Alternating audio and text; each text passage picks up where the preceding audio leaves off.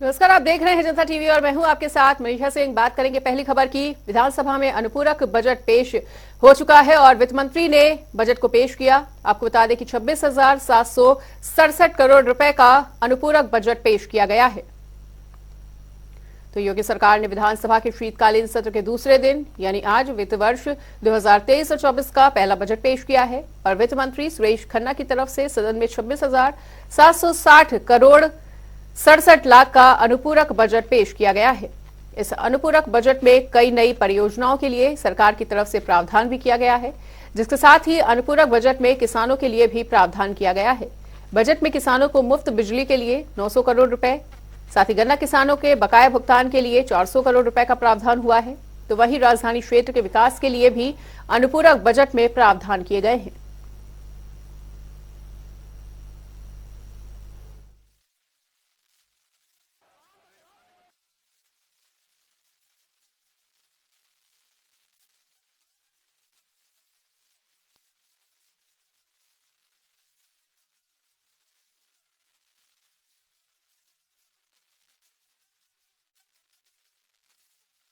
पेश कर दिया गया है,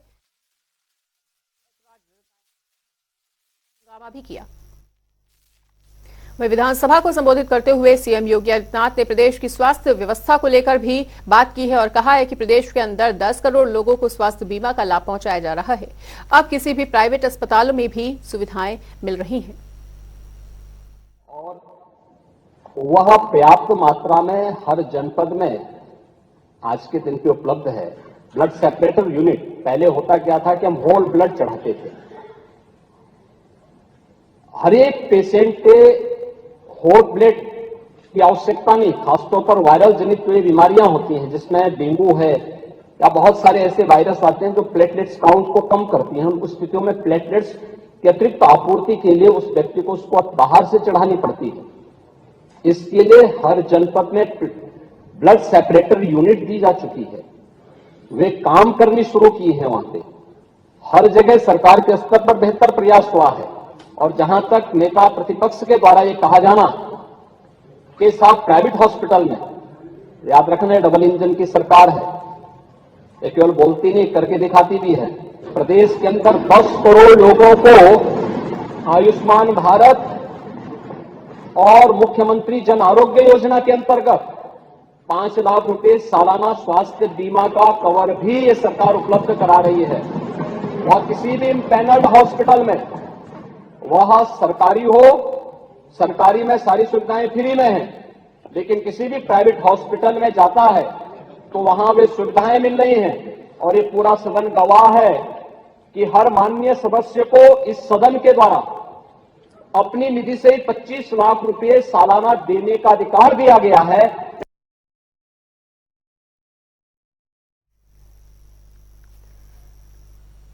तो सीएम योगी आदित्यनाथ विपक्ष के तमाम सवालों का जवाब देते हुए नजर आए और अनुपूरक बजट पेश करते हुए सीएम योगी आदित्यनाथ ने क्या कुछ कहा वो भी अभी हमने आपको सुनवाया। अनुपूरक बजट में इस बार क्या खास रहा वो पॉइंटर्स के जरिए हम आपको दिखा रहे हैं।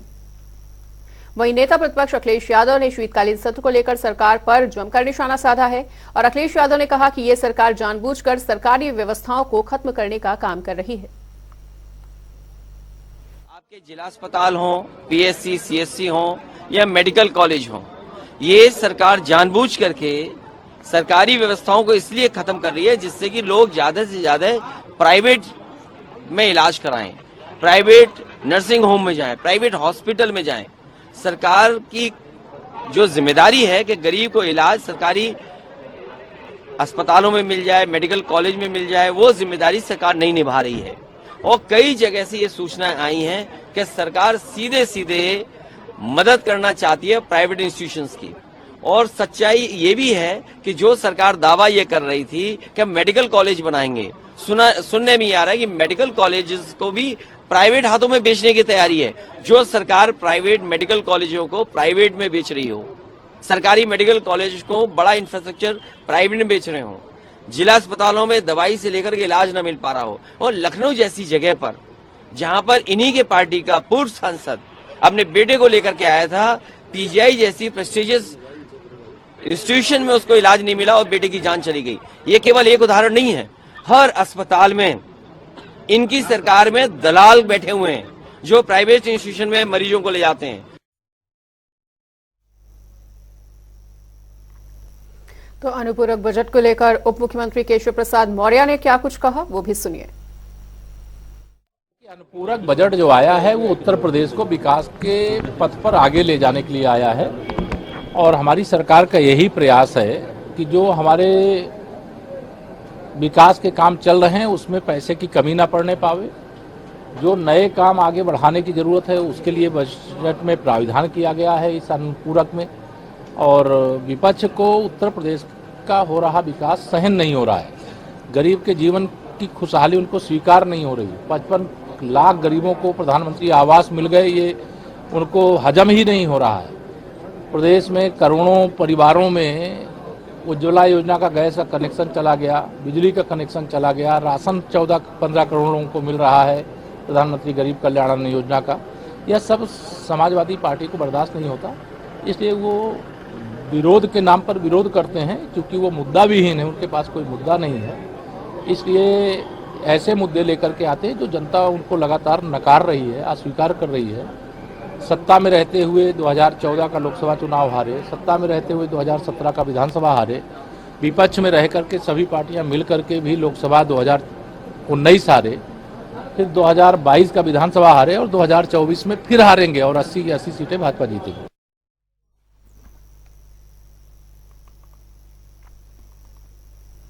उधर उत्तरकाशी के सिलक्यारा टनल में फंसे हुए 41 मजदूरों के बाहर निकलने का इंतजार पूरा देश कर रहा था। वहीं रेस्क्यू टीम ने 17 दिन की कड़ी मेहनत के बाद टनल में फंसे हुए सभी मजदूरों को सुरक्षित बाहर निकाल लिया। और उस टनल में मिर्जापुर घरवासपुर के रहने वाले अखिलेश कुमार भी फंसे हुए थे। इनके परिवार से लेकर गांव वाले तक अखिलेश कुमार के निकलने का इंतजार कर रहे थे। और आपको बताना चाहेंगे कि अखिलेश कुमार के सुरक्षित निकल जाने पर ग्रामीण बेहद खुश नजर आ रहे हैं। वहीं सभी का कहना है कि 12 नवंबर से एक एक पल का इंतजार किया जा रहा था। टीवी पर सबकी नजरें बनी हुई थी, पर अब अखिलेश बाहर आ गए हैं, जिसके लिए वो भगवान का शुक्रिया अदा करते हैं।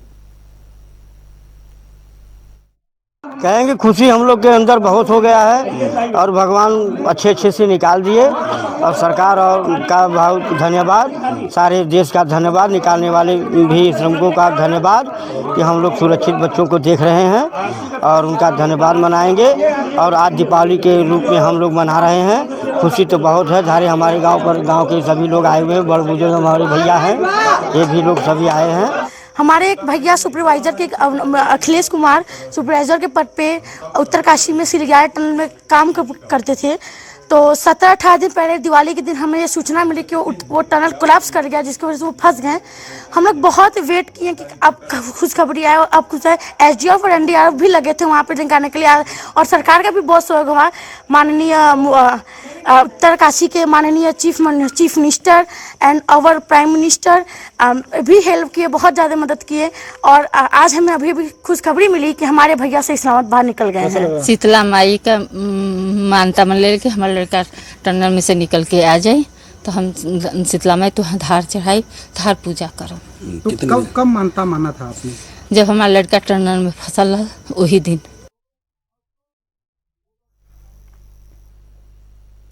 अंतर्राष्ट्रीय हिंदू परिषद और राष्ट्रीय बजरंग दल के संस्थापक और राष्ट्रीय अध्यक्ष प्रवीण तोगड़िया मुरादाबाद पहुंचे, जहां उन्होंने एनसीईआरटी किताबों में महाभारत और रामायण को शामिल किए जाने को लेकर बयान दिया। उन्होंने क्या कुछ कहा, सुनिए। मैं उनका स्वागत करता हूं। लेकिन डॉक्टर शफीकुर रहमान बर्क ने कहा है कि कुरान से बड़ा कोई ग्रंथ नहीं है। तो उन्होंने क्या कहा उस पर मुझे कुछ नहीं कहना है। रामायण महाभारत वेद इतिहास है, हमारा गौरव है। केंद्र सरकार ने उनको एनसीईआरटी में सम्मिलित करके इतिहास का स्वीकार किया है, इसलिए केंद्र सरकार को अंग्रेजी में थैंक यू।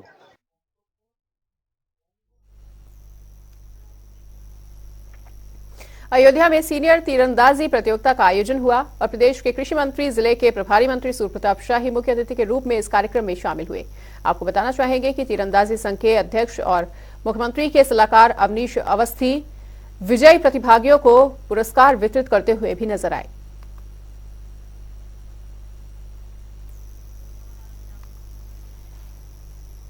और इसी बीच एक बड़ी खबर का रुख कर लेते हैं। बड़ी खबर, बड़ी जानकारी सामने आ रही है। इस वक्त का बड़ा अपडेट आपको बताने जा रहे हैं। बीएसपी सुप्रीमो ने बड़ी बैठक बुलाई है। इस वक्त की अहम जानकारी, कल 11 बजे से ये बैठक आयोजित होती हुई नजर आएगी।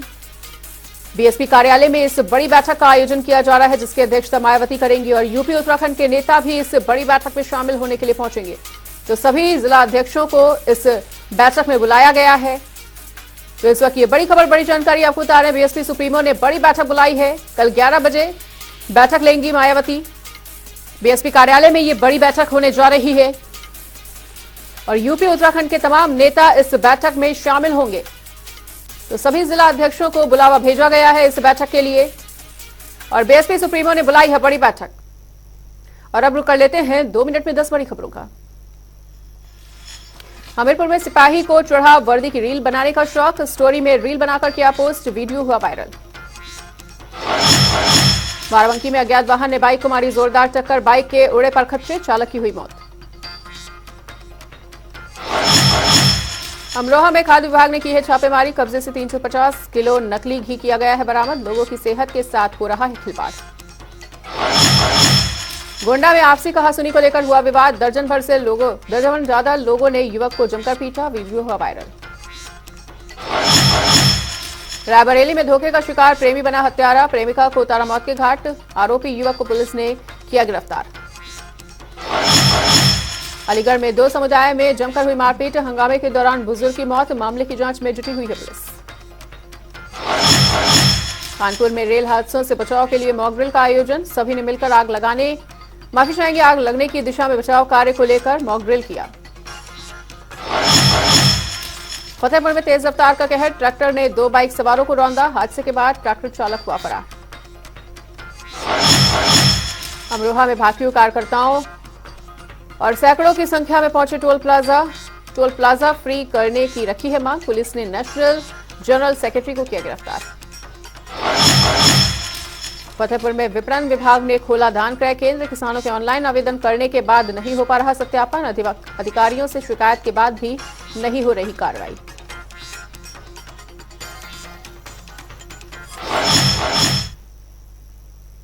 और फिलहाल इस वक्त की बुलेटिन में इतना ही। खबरों का सिलसिला लगातार जारी है, देखते रहिए जनता टीवी।